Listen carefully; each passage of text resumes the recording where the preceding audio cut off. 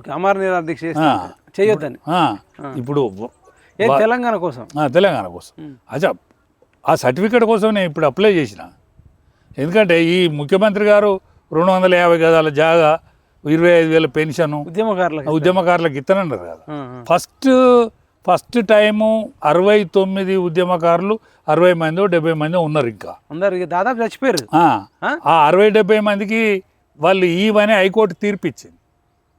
Pension ఇవ్వాలని high court తీర్పిచ్చింది. మేము కూడా పోదాం అనుకుంటాను. ఎందుకంటే కేసీఆర్ గారు జమాన్లా వీళ్ళందరికీ ఇస్తే అయిపోవు. కేసీఆర్ ఇయ్యలే. ఈయన 70 మందికి ఇస్తే పోయేదే ఉంది.